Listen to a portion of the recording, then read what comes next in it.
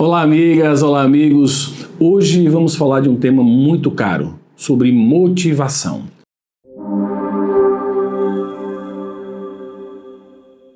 Motivação é aquilo que nos impulsiona para realizarmos o que nós desejamos e o que nós queremos, aquilo que nós buscamos atingir nas nossas vidas. E tudo que nós vamos ver agora serve tanto para você, na questão da motivação, tanto também para você aplicar ou utilizar, compreender a motivação da sua equipe. Todos nós, de uma forma ou de outra, fomos submetidos ao que eu chamo de motivação tradicional. A motivação tradicional, ela tem um binômio. Ela impõe à criatura medo, com a promessa de punição, fazendo com que a criatura faça aquilo que a pessoa quer, mas não porque ela foi educada, não porque ela foi conscientizada da importância de fazer aquilo, mas porque ela não quer ser punida, não quer receber uma punição. Por exemplo, quando nós somos crianças, a gente ouve muito, né? Olha, se não comer o prato todo de comida, não come a sobremesa. Ou seja, a punição é não comer a sobremesa. E a gente termina comendo o prato de comida não porque a gente quer comer a comida, mas porque a gente quer ganhar a sobremesa. Se você não passar de ano, você não vai ganhar presente de final de ano. Se você tirar nota vermelha, você vai ficar de castigo, percebe? Então, esse mecanismo de medo-punição, ele na verdade não educa a pessoa, não desenvolve a pessoa e termina a pessoa fazendo não porque ela entendeu, não porque ela compreendeu a importância de comer um prato de comida ou de estudar, mas sim porque ela não quer ser punida, ela não quer a punição, ela foge da punição. Quando na verdade a gente deveria comer um prato equilibrado de comida para ser saudável, para ter uma vida, uma saúde boa, né? Ter disposição e saúde. A gente deveria estudar não para ganhar um presente ou para não ficar de castigo, mas para ampliar nossas possibilidades, ampliar nossos horizontes de vida. Por isso que a gente deveria estudar e tirar notas boas. O processo de medo-punição, em determinados momentos, todos nós passamos, né, dentro do processo educacional. E muitas vezes é levado isso dentro das organizações, dentro das instituições, dentro das empresas, dentro do mundo corporativo, dentro do mundo profissional. O próprio gestor, o próprio líder, o próprio chefe, muitas vezes impõe um medo para conseguir que a pessoa termine fazendo o que ele quer. Se você não fizer isso, pode acontecer aquilo, pode acontecer aquilo outro. Muitas vezes ele usa o medo como ferramenta de gestão, como ferramenta de construção de resultados. A vantagem é que às vezes ele consegue. A desvantagem é que ele não cria uma empresa, não cria uma equipe autossustentável, autogerenciável. Ele cria um bando de pessoas que são reativas. A ferramenta medo-punição só cria um monte de pessoas reativas. Você talvez conheça alguém que seja uma boa pessoa, uma pessoa esclarecida, mas que não faz nada se ninguém mandar. A pessoa não faz nada se alguém não direcionar, não disser para ela que precisa ser feito aquilo. Ela só faz se alguém mandar. Então ela fica esperando, a pessoa fica lá esperando, ela está vendo o que está acontecendo, ela está vendo que pode contribuir, ela está vendo que alguma coisa está errada, mas ela não se mexe para contribuir com o processo. Por quê? Porque ela tem medo de ser punida. Ela tem medo ou ela não tem estímulo para fazer o que é o certo. Ela simplesmente espera que alguém mande. São pessoas reativas. Então, indivíduos submetidos de forma constante ou de forma permanente no sistema medo-punição, elas se tornam pessoas naturalmente reativas. Só fazem alguma coisa se alguém mandar. E talvez você tenha, aí pensando na sua equipe, você tenha pessoas dessa forma, ou na sua equipe ou em outras equipes, pessoas que você conhece, quem sabe até na sua família, pessoas que só fazem alguma coisa se alguém mandar. Por outro lado, na motivação tradicional, tem uma outra ferramenta que é semelhante a essa, mas é como se fosse o reverso da medalha. É o incentivo-premiação. Eu incentivar as pessoas a fazerem aquilo que eu quero. E quando eu incentivo alguém a fazer o que eu quero, muitas vezes as pessoas fazem para receber o prêmio. Elas não fazem porque elas têm consciência da importância de fazer aquilo, mas elas fazem para receber um prêmio. E quando não tiver mais prêmio, ela não tem mais incentivo, ela não tem mais a motivação de fazer. Então, muitas vezes a gente diz para os nossos filhos, né? Se você fizer isso, eu vou te dar aquilo. Se você tirar notas boas, eu te dou um presente. Se você obedecer papai e mamãe quando chegar em casa, vai tomar um sorvete. Ou a gente vai comprar uma pizza. Então a gente faz alguma coisa que a criança quer, a criança gosta. Ou seja, eu incentivo a pessoa a fazer o que eu quero com a promessa de premiação. Aí na idade adulta, né? na vida profissional. Se você fizer isso, eu te dou aquilo. Se você fizer o que eu estou pedindo, eu vou te dar uma promoção. Se você fizer o que eu estou pedindo, eu vou te conceder um dia de descanso. Se você quiser... Eu começo a negociar. E a pessoa termina fazendo, muitas vezes, o que eu estou querendo. Mas não porque ela tem consciência da importância daquilo, mas é porque ela quer uma premiação. E quando você dá essa premiação, é uma coisa interessante. Quanto mais você dá, mais a pessoa quer. Digamos que eu peça para alguém... faz isso aqui para mim, por favor, e a pessoa vai lá e faz. Não é função dela, não é obrigação dela, mas ela, para me ajudar, faz. Aí da próxima vez eu peço, para fazer isso aqui, uma coisa semelhante. Ela fez, mas eu já fiz semana passada, se você fizer eu te dou, sei lá, 50 reais. Aí a pessoa vai lá e faz. Na outra semana eu peço de novo, se você fizer aqui eu te dou 50 reais. Mas 50 reais eu já ganhei semana passada, quanto é que você vai me dar agora? Então ela quer sempre mais, sempre mais, sempre mais. E isso não tem limite. Pessoas submetidas constantemente ao processo de incentivo-premiação podem se tornar pessoas mercenárias. São aquelas pessoas que só fazem alguma coisa se ela vislumbrar que vai ganhar algo bom, algo de interesse dela. Se ela não vislumbrar algo bom, ela faz o mínimo necessário, ela faz só o basicão. Ela não faz nada além daquilo que é solicitado dela. E muitas pessoas, talvez que você conheça, sabe, você consegue memorizar ou mapear que tem esse comportamento. Elas só fazem se elas vislumbrarem que vão ganhar alguma coisa. Elas são incapazes de fazer uma coisa simplesmente porque é o certo, simplesmente para ajudar, para contribuir. Elas estão sempre querendo saber o que elas vão ganhar e quanto elas vão ganhar. Normalmente, pessoas com esse perfil, elas às vezes não quer só ganhar alguma coisa, ela quer ganhar mais do que está dando. Ok? Então é assim, fulano, dá para você trocar o turno comigo? Dá para tu ficar para mim nesse turno e eu... A pessoa dá, desde que... Ela não troca simplesmente o turno só para... Porque ela sempre quer alguma coisa, desde que você também faça isso para mim, que me conceda aquilo. Ela sempre quer ganhar mais do que o que ela está recebendo.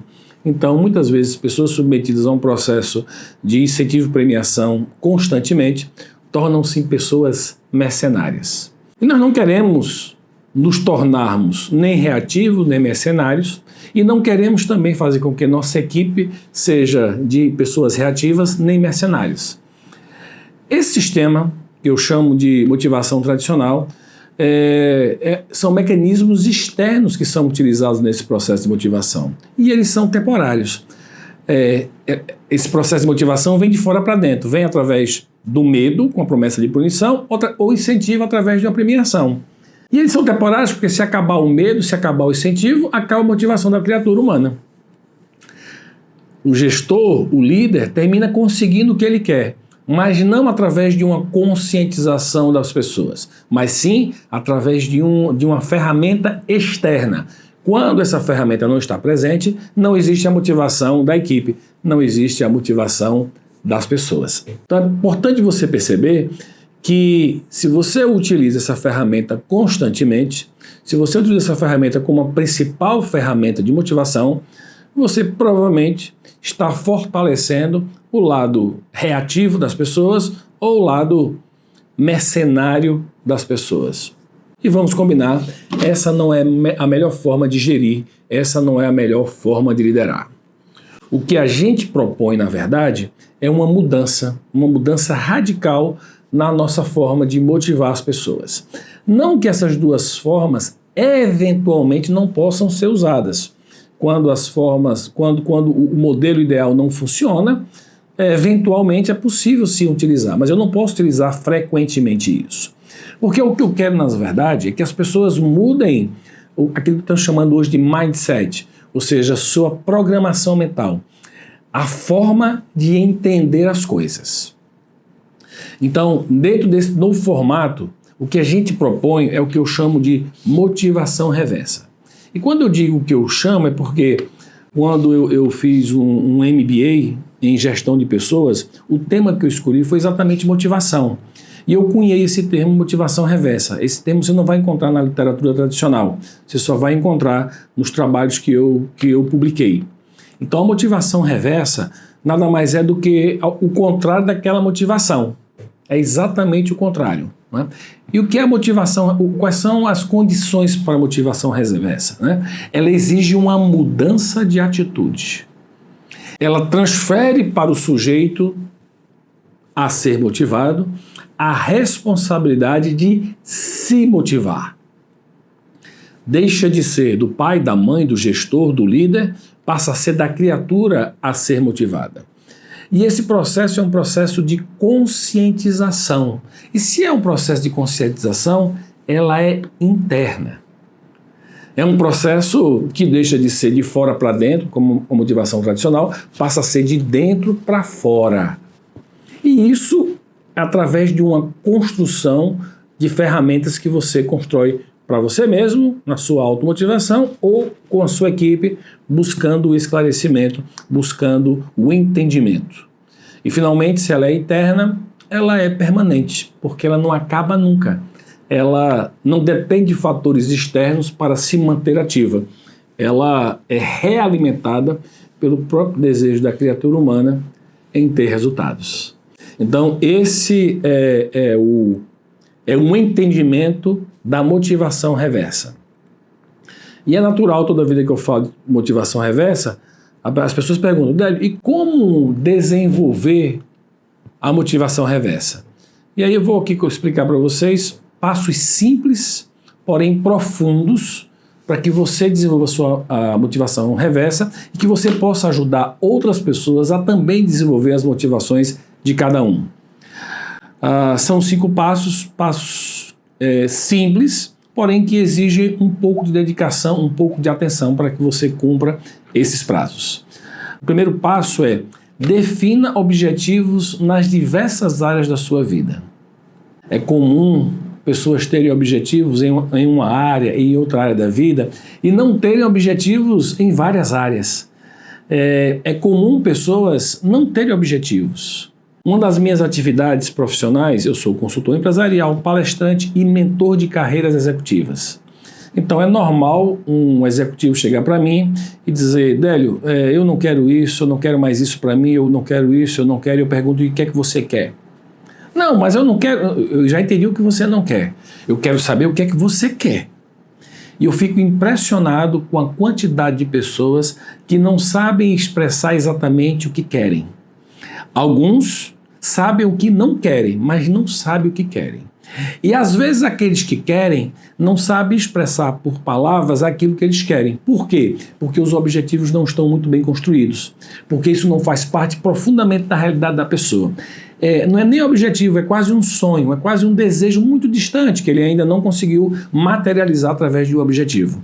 Então percebam que se você não tem objetivos claros, se a criatura não tem objetivos bem definidos, fica muito difícil desenvolver a motivação reversa. Fica, eu diria, quase impossível das pessoas terem essa motivação que brota de dentro para fora.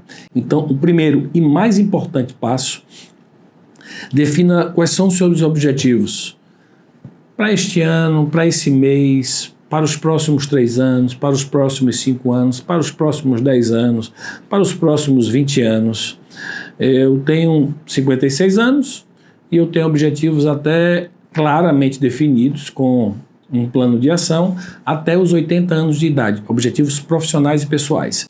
Então eu imagino que eu estarei trabalhando, se Deus quiser, até meus 80 anos de idade. Eu tenho um objetivo, o que eu vou fazer a partir dos 80, mas não sei exatamente até quando eu vou estar trabalhando. Mas meu objetivo, eu já sei o que eu vou fazer profissionalmente a partir dos 80 anos. Então assim, Eu já sei, é ótimo, né? Eu já planejei. É o que eu quero, é o que eu desejo. Mas não depende só de mim, depende de outros fatores, da minha saúde, enfim.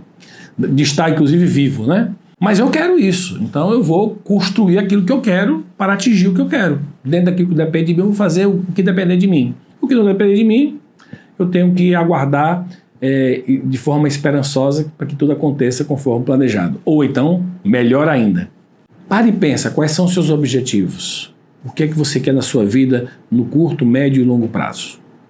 Segundo, não basta você saber o que você quer. É importante que você defina essas metas de forma clara. De forma clara. O que é que eu quero? Então, lembrado, não sei se vocês conhecem uma técnica de estabelecimento de metas chamada meta SMART. SMART é inteligente em inglês, né? SMART. S de específico. Ou seja, o objetivo tem que ser específico. A sua meta tem que ser extremamente específica. Eu não quero emagrecer 2 quilos. Eu não quero emagrecer, eu quero emagrecer 2 quilos. Ok? Eu não quero emagrecer só, eu quero emagrecer 2 quilos até o final do mês tal. Até o dia 31 do mês de março, vamos supor. Então, assim, eu preciso definir as metas de forma clara, específica. Precisa ser mensurável, precisa ter algum medidor que eu possa saber se eu atingi ou não aquela meta.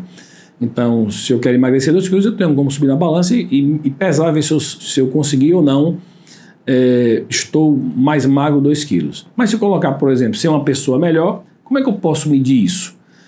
Talvez eu não tenha, eu teria que criar outras ferramentas para medir se eu estou sendo uma pessoa melhor ou não. Então, não é mensurável ser uma pessoa melhor. Precisa ser alcançável. Eu preciso acreditar que eu posso alcançar aquele objetivo que eu estabeleci, porque senão não vira um objetivo, vira um sonho, vira um desejo que eu já sei que não vou alcançar. Precisa ser relevante para mim. A meta que eu estabeleci ali precisa ser relevante, precisa ser importante para mim atingir aquela meta. Precisa ter tempo, precisa ser temporal, né?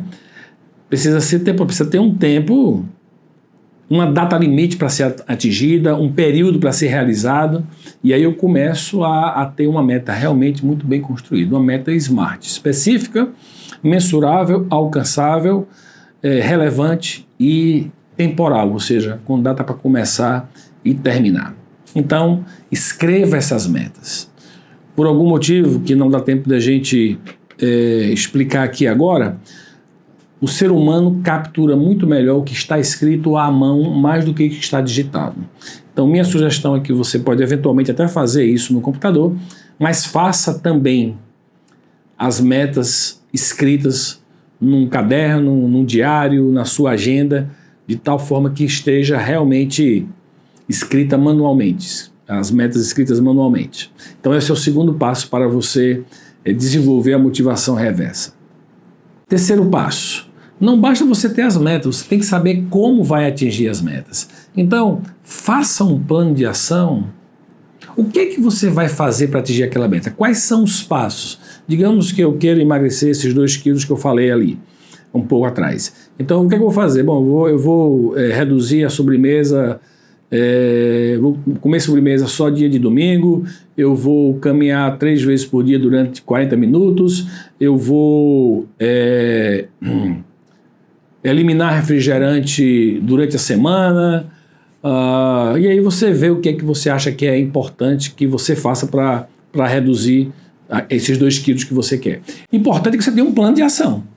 Você não fique só na vontade, só no desejo, só na esperança de conseguir. Você precisa ter ação dirigida para aquilo que você quer. Se você não tem ação dirigida para aquilo que você quer, vira só um sonho, vira só um desejo, percebe? Então, faça um plano de ação. Estabeleça o que você vai fazer, como você vai fazer, quais são os recursos que você precisa para fazer aquilo que você está querendo fazer. Por exemplo, eu vou fazer academia. Mas quanto é que custa uma academia? Eu vou fazer academia paga, vou fazer academia numa praça, eu vou ter um personal trainer, o que é que eu vou fazer? Então defina claramente o que é que você vai fazer para você conseguir atingir as suas metas, as metas que você mesmo escolheu como sendo importantes para você. Quarto passo, dedique-se plenamente a realizar o que está planejado. Porque se você não realizar o que está planejado, dificilmente você vai conseguir atingir a sua meta. Então, se você mesmo se comprometeu a fazer uma coisa para se motivar, dedique-se a isso. Um complemento da motivação é um negócio chamado disciplina. Não existe motivação sem disciplina. Eu vou repetir. Não existe motivação sem disciplina. Porque você vai acordar um dia que não está tudo bem, que você acordou com sono, que você dormiu mal, que você respira fundo, né? Eu vou me motivar, minha motivação não vem. E aí, neste momento, a disciplina, o foco, o comprometimento tem que entrar em ação. Porque só a motivação não sustenta a gente no longo prazo. Muitas pessoas se iludem, né? Acham que a motivação é tudo. Não, a motivação não é tudo. A motivação é um componente importante num trabalho de uma construção de um eu melhor. Entretanto, a motivação não se sustenta no longo prazo sem a disciplina. Então, motivação, disciplina. Dedique-se plenamente a isso. Se você definiu que isso é importante para você, faça aquilo acontecer. Dedique-se plenamente para realizar o que você colocou como objetivo, colocou como meta e como plano de ação. Muitas vezes as pessoas falam, Délio, mas meu objetivo é muito grande. Eu estou muito distante dele. Como é que eu vou fazer um plano de... Como é que eu vou colocar como é que eu vou escrever essas metas? Como é que eu vou fazer um plano de ação? Muito bem. E aí, eu pergunto a você, é possível para um ser humano comer toda a carne de um boi? É possível o ser humano pegar e comer a carne todo dia de um boi? Se você for pensar que ele vai comer tudo de uma vez, você vai dizer que não é possível. Entretanto, se você pensar que ele vai comer um pedaço a cada dia, você vai chegar à conclusão que depois de algum tempo ele vai conseguir comer um boi. Tá? Depois de algum tempo, não sei, 2 anos, não sei. Da mesma forma, nós tratamos objetivos grandes. A gente divide, da mesma forma que eu divido a carne do boi em pedaços, em bifes, eu posso pegar o meu objetivo maior também e cortar em pedaços, em pequenos bifes, em metas intermediárias. Então, eu posso pegar, por exemplo, digamos que eu não tenho ensino médio e queira me fazer um mestrado. Então, o primeiro passo qual é? Terminar o ensino médio, o segundo passo é passar no Enem, o terceiro passo é concluir minha faculdade com notas boas, né? Fazer pesquisa durante o período da faculdade e depois me qualificar para o mestrado e por aí você vai dividindo. E cada etapa dessa que você dividir, sempre que você conquistar ela, celebre as conquistas. Cada conquista, cada meta realizada ou cada submeta realizada é um combustível, é um catalisador do processo para que você renove a sua motivação. Algumas pessoas dizem que... não pensam, na verdade, que não devem comemorar porque o desafio seguinte é sempre maior. Não, porque o desafio agora é maior. O desafio é maior. Lógico que o desafio é maior. Mas se você não celebrar suas conquistas, qual é a graça que tem em conquistar? Qual é a graça que tem em chegar lá? Então, é importante que você celebre as suas conquistas. Agora, é importante que você saiba com quem e como celebrar. Quando eu falo celebrar, não é necessariamente fazer uma festa, não é necessariamente fazer um churrasco, não é necessariamente fazer um grande evento. Celebrar muitas vezes é fazer como eu faço às vezes, ligo para minha mãe, mamãe, consegui aquele negócio deu certo. Ô, meu filho, que bom, parabéns, você é tão dedicado, tão inteligente, tão trabalhador, parabéns, e dar um feedback. Celebrar muitas vezes é eu ligar para minha esposa e dizer, olha, fechei aquele contrato, olha, aquele projeto deu certo, Vamos tomar um cafezinho? Aí a gente se encontra, muitas vezes a gente passa em casa, pega ela e a gente vai tomar um cafezinho numa loja de conveniência de um posto que tem perto lá de casa. E a gente se senta, e a gente conversa, e toma um cafezinho, come uma tapioca, fica ali conversando, eu fico falando para ela o que foi que aconteceu, como é que foi, e ela participa desse meu sonho, ela participa dessa minha conquista. Celebrar para mim é ligar para minha filha, que mora fora, e dizer, olha, consegui aquilo, e a gente tá ali falando pelo aplicativo, né, olhando um para o outro, ela, oh, que bom, papai, que bom que você fez isso. Isso é celebrar a conquista. Isso também é celebrar a conquista, como também você pode celebrar de outra forma, da forma que for mais conveniente, ou que fizer mais sentido para você. Esses são os 5 passos para que você desenvolva a motivação contínua, a motivação reversa, de forma que você possa também compartilhar isso com as pessoas. Ensinar isso para que sua equipe também faça a mesma coisa. E eu quero falar um pouco para vocês sobre o primeiro passo. Como a gente pode definir objetivos? Nós temos várias áreas nas nossas vidas. E eu quero falar para vocês aqui de 7 áreas específicas, mais fundamentais, não as mais importantes, mas as mais fundamentais. A primeira área que é importante nós observarmos é a área da saúde física. Saúde física e saúde mental.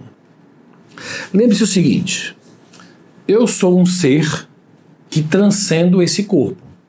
Então, se você é uma pessoa que tem qualquer tipo de espiritualidade, você vai entender que você tem esse corpo, mas você não é esse corpo. Você é um ser que transcende o corpo. Então, o corpo é uma ferramenta, é um instrumento de realização desse ser que transcende esse corpo. Então, o meu corpo é ferramenta de trabalho. Minha mente, a cada ano que passa, ela se torna mais experiente. Eu, né, esse ser transcendente, ele se torna muito mais rico de informações, muito mais rico de entendimento. Só que muitas vezes o corpo não consegue mais reagir àquilo que essa mente, que esse ser cria, que esse ser pensa. E muitas vezes eu não cuido dessa ferramenta de forma adequada. E lá na frente eu começo a perceber que o meu corpo não está mais funcionando como eu gostaria por desleixo da minha parte. Então, minha responsabilidade primeira é cuidar do meu corpo, cuidar da saúde física. E quando eu falo cuidar do corpo, gente, não é ter um corpo bonito, sarado, não. É ter um corpo saudável, dentro daquilo que é possível para você. Então, o que você tem comido? Quantidade. A qualidade desses alimentos. O que você tem bebido? Qual a quantidade? Qual a frequência? Tem feito exercício, tem feito os exames médicos, enfim, fazer o que você acredita que é importante para você. E não aqui estou dizendo, não vou aqui ousar dizer o que as pessoas devem comer, beber, ou que tipo de exame, ou que tipo de acompanhamento as pessoas devem fazer. O mais importante é o seguinte, quais são os seus objetivos, o que é que você tem feito para manter a sua saúde física?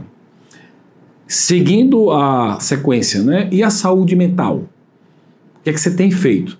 Estava conversando essa semana com um cliente meu, e ele estava dizendo lá de uma pessoa que está com problema emocional, problema psicológico, e não procura o psicólogo, porque a criatura acha que o psicólogo é para gente doida, como se nós fôssemos normais, né?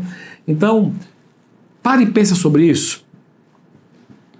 Qual é a dedicação que você está tendo para cuidar da sua saúde mental? E aí, eu posso dar alguns exemplos, mas não vai aí nenhuma sugestão, né?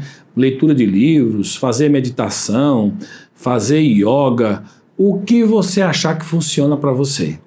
Cuidar do corpo e cuidar da cabeça, cuidar da mente. São fundamentais para que você consiga, dentro do processo de evolução profissional, se manter íntegro dentro dessa construção, ok?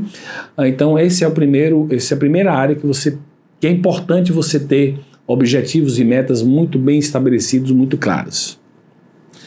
A segunda área que eu quero destacar para vocês aqui é a área intelectual, do aprendizado, do estudo, da busca de novas compreensões, de ampliação de percepção.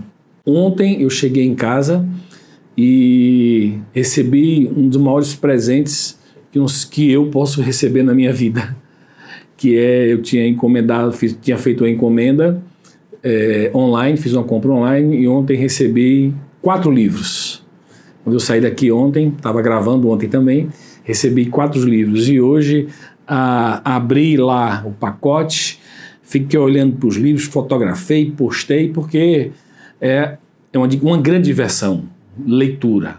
E a leitura técnica é relacionada ao trabalho, relacionada àquilo que eu faço, sobre liderança, que trabalho em equipe. Então, eu termino me alimentando daquilo que eu faço, me alimentando daquilo que eu gosto de fazer, né? E você?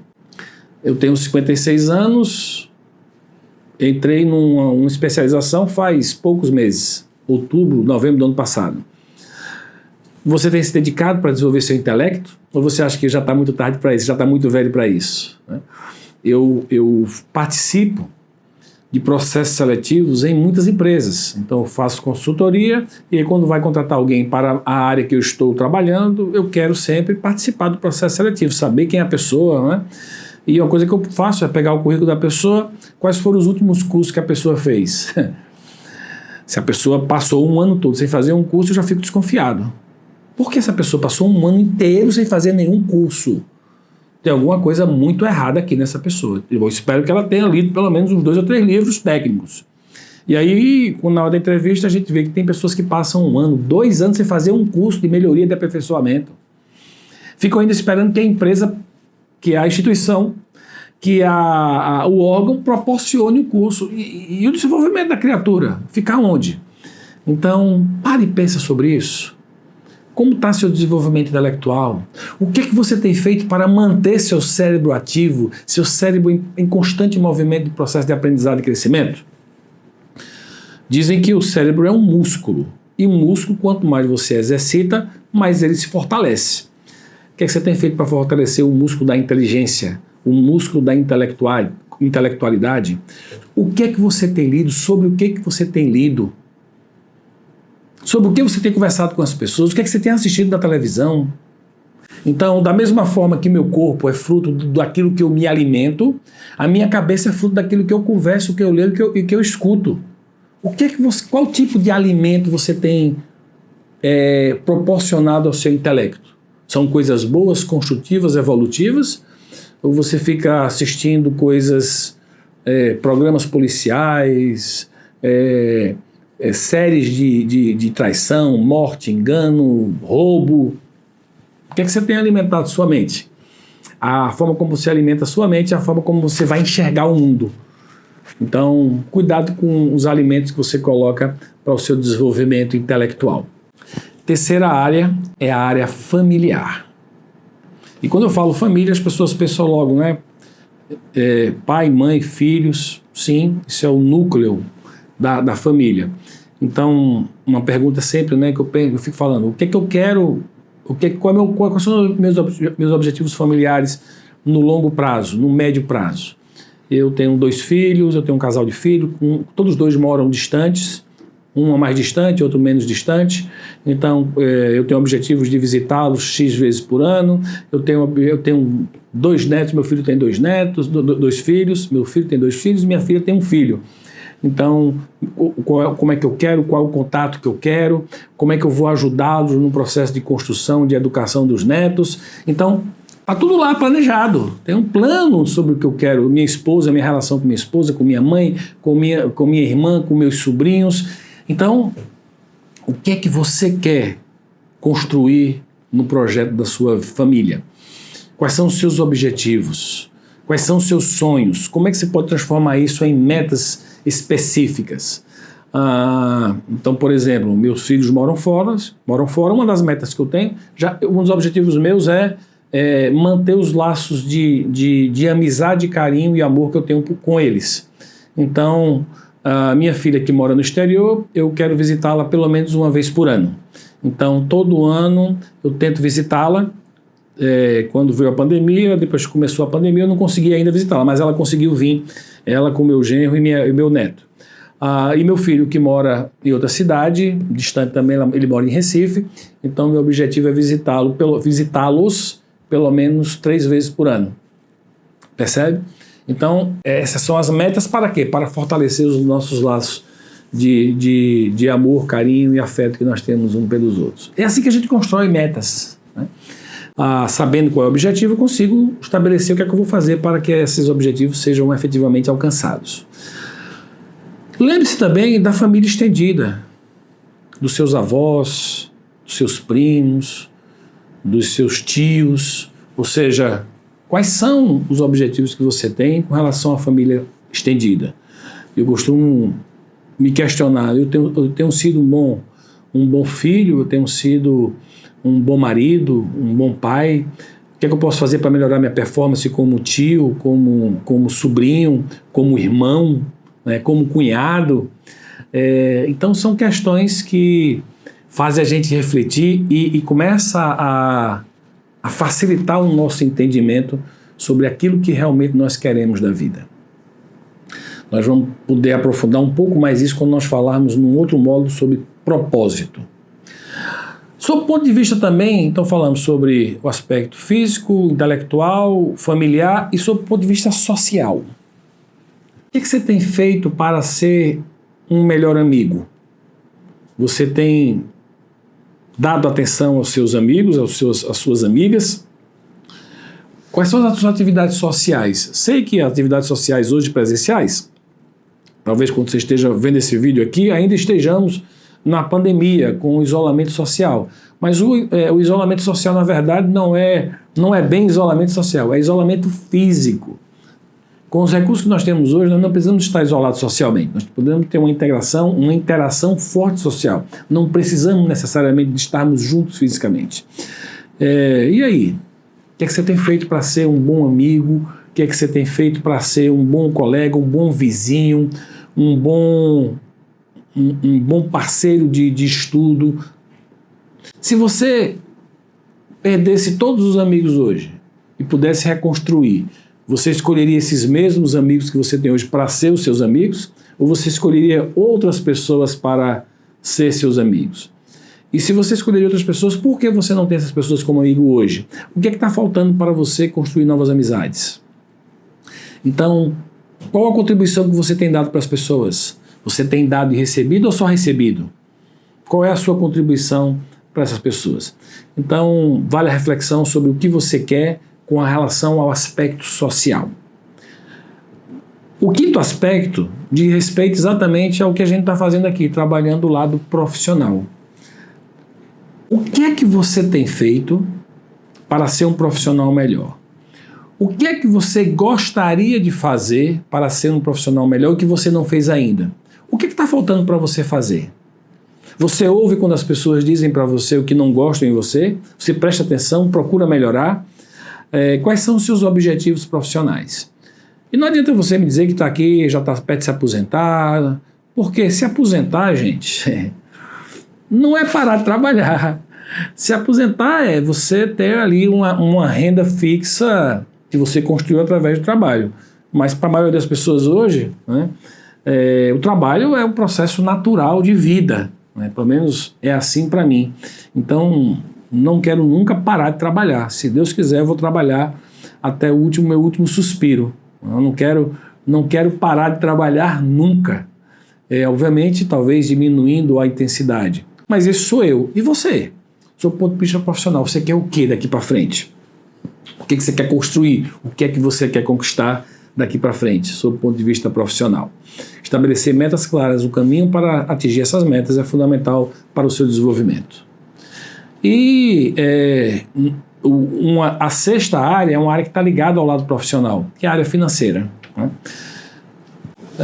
Se eu perguntar a você está satisfeito com o que você ganha? Provavelmente sua resposta vai ser não. Assim é com a maioria das pessoas. Mas se você não ganha o que você quer, o que é que você precisa fazer para que você seja elegível a ganhar o que você quer? Então, às vezes, a gente está tão preso a um passado, tão preso a determinadas situações, que esquece o que a gente quer. Se eu não ganho o que eu quero, eu preciso me qualificar, eu preciso seguir um caminho que me leve a conseguir o que eu quero ganhar.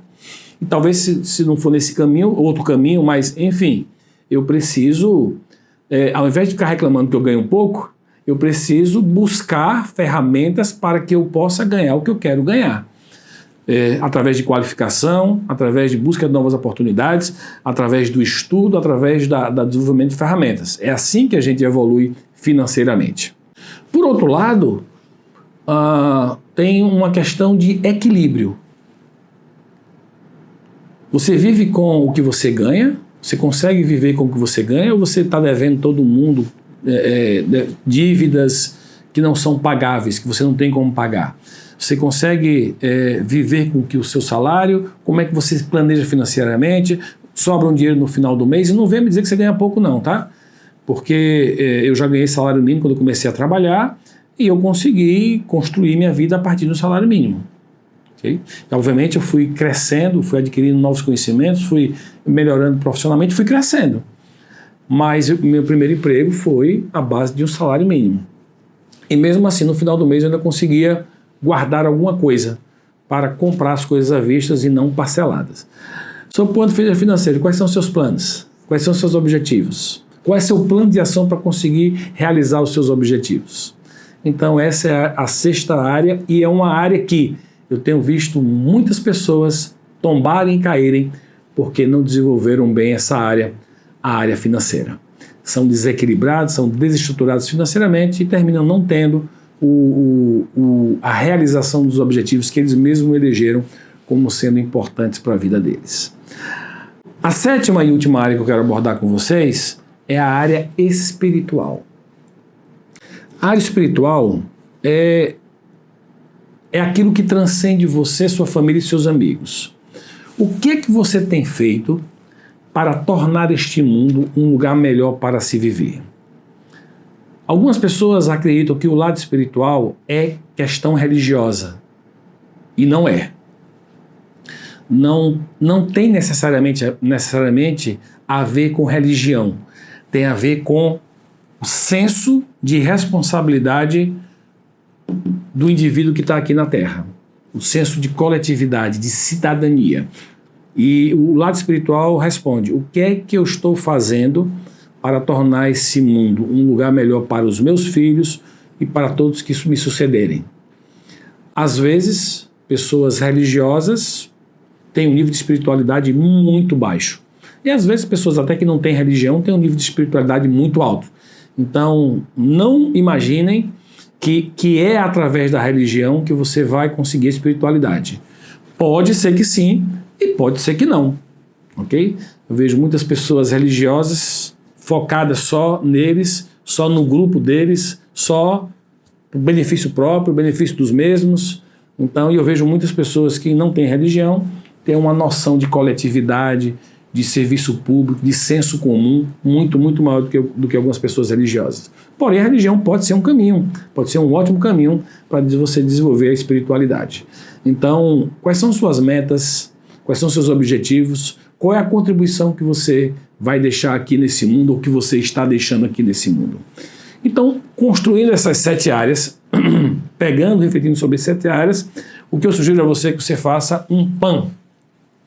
PAN é um plano de automotivação. Plano de automotivação. Pega lá todas aquelas 7 áreas: saúde física, intelecto, família, social, profissional, financeira e espiritual. Como eu quero me desenvolver em cada área dessa? Quais são os objetivos? Quais são as ações que eu quero? Quais são os prazos que eu quero estabelecer? E aí eu passo a ter um plano de automotivação. Isso serve tanto para você em relação a você mesmo, quanto você em relação à sua equipe. Ensine a sua equipe para que você desenvolva também equipes de alto desempenho. Me perguntam muito: Délio, o líder pode motivar a sua equipe? Motivar no sentido intrínseco da palavra não pode, porque eu não posso dar a ninguém motivação. Eu posso estimular a motivação do outro. Mesmo quando eu uso a motivação tradicional, eu não crio motivação. Eu estimulo a motivação da pessoa. Então, sob o ponto de vista estrito da palavra, eu não crio motivação, mas eu estimulo a motivação. Mas no dia a dia a gente fala que a gente está motivando alguém. E como é que eu posso motivar efetivamente minha equipe? E aqui vão alguns passos importantes para que você possa desenvolver a motivação na sua equipe. Em primeiro lugar, pessoas diferentes são motivadas por coisas diferentes. Então não imagine que você vai fazer uma coisa e vai motivar todo mundo. Não. Você precisa saber o que motiva cada membro da sua equipe. O que motiva um, o que motiva outro, o que motiva outro. Para quê? Para que você possa efetivamente oferecer a eles essas condições ideais para que ele tenha motivação. Depois você descobre o que você quer reforçar em cada um, o que é que você quer estimular em cada um, o que é que você quer motivar em cada um. Defina isso. E aí você pega a pessoa fazendo o que você quer reforçar. Pega a pessoa fazendo o que você quer reforçar e aí automaticamente você recompensa com um elogio específico. E aí você está começando a linkar com um elogio, com alguma coisa que você concede, que você dá, que você premia, porque aí você está motivando a pessoa, reconhecendo e motivando. Quinto, envolva as pessoas no processo decisório. Não fique só passando ordens. Chame as pessoas, compartilhe as preocupações, faça as pessoas se sentirem partícipes do processo decisório.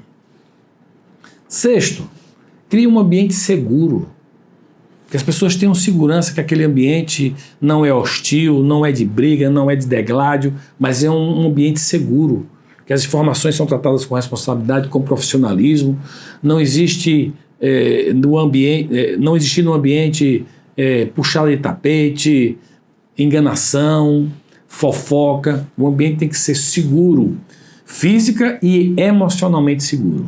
Quando as pessoas estão num ambiente seguros emocionalmente, elas se sentem muito mais motivadas. Sétimo, estimule o crescimento individual.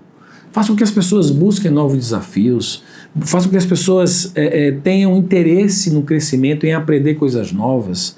Dê um livro, estimule, peça alguém para ler o livro, depois contar para vocês, para o grupo, fazer um resumo do livro, dar uma aula sobre o livro. Peça às pessoas para se desenvolver, estimule isso.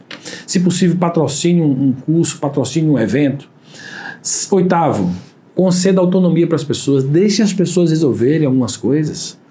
E aí você vai analisando qual o nível de competência que elas têm, e aí você vai liberando mais ou menos a autonomia das pessoas, mas deixe as pessoas fazerem coisas, tomar decisões. Desafie novos limites.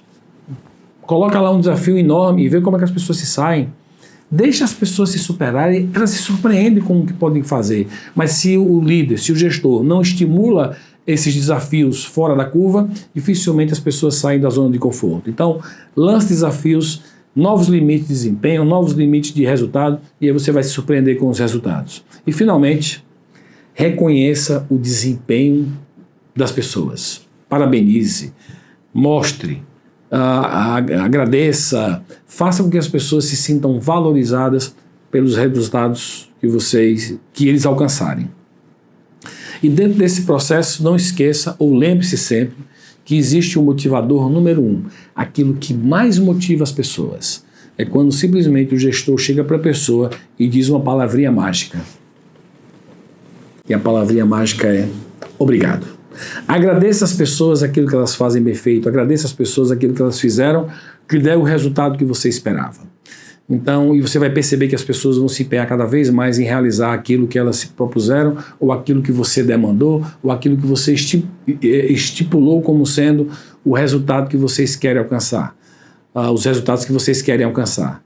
E aproveitando a palavra obrigado, eu quero também agradecer a você, porque é através desse entendimento da motivação humana que você pode transformar a sua vida e transformar a vida das pessoas que trabalham com você. Quando você escolheu ser gestor, quando você escolheu ser gestora, ou quando você aceitou o convite, você assumiu a responsabilidade sobre uma série de pessoas. Então, que você seja sempre dedicado a ser um gestor melhor, a ser um líder melhor, e agradeça sempre às pessoas por estarem juntos com você, construindo os resultados que vocês mesmos estipularam como sendo referencial para vocês. Meu muito obrigado para você, boa sorte, bom trabalho, muito sucesso.